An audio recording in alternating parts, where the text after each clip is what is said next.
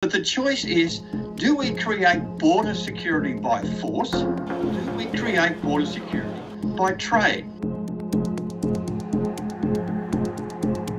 The Chinese diplomacy, the Tang Dynasty diplomacy, recognised neutral interests as well as self-interest in determining policies. It was about agreement, not domination.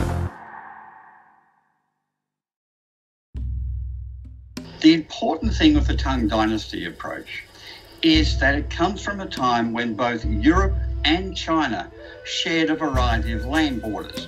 How do they go about defining their security? The answers were different solutions. Now, Europe reached a solution where they decided to use force to protect their borders. So war, as von Clausewitz says, is politics by another means. So you had people like Bismarck talking about blood and iron, about Metternich talking about the Congress of Vienna. It's the foundations of modern European diplomacy. Now, the Tang Dynasty approach to the same problem was different.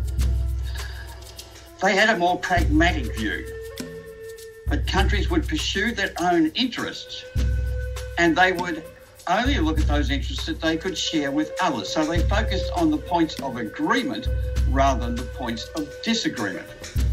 So there are two quite different solutions to the same problem. And you can see this in some of our literature. So, for instance, some talks about having victory without having to fight a war, but von Clausewitz talks about war as a solution when politics can't resolve the problem.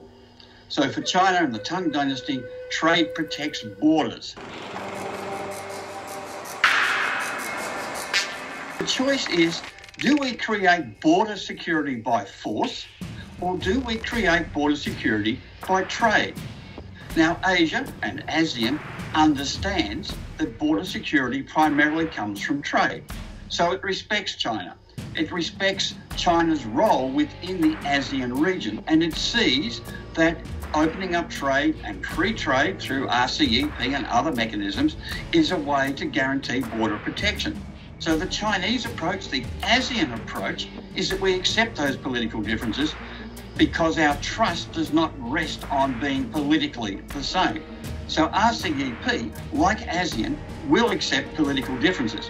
The danger for RCEP partners, people like Australia and so on, is that there will be some of those groups who will want to tie politics to trade. They want to tie it to compatible political ideas. And the Australian discussion over the last 12 months has been very much along those lines. Oh, we can't trade with people that aren't politically the same as us. Whereas RCEP and ASEAN are saying, that's not important. That's a different type of discussion. This is about trade. Trade will give us the security. So the RCEP battles will be about operational standards. Whether we accept, for instance, the standards that China is currently using through Belt and Road initiatives, or whether we'll adopt Western standards. Whose standards will we adopt in terms of 5G and AI, etc. So, for the West, political trust means we must have similar political systems. For China and for ASEAN, they say, no, the political differences are not important. What's important is the trade. That gives us the solution.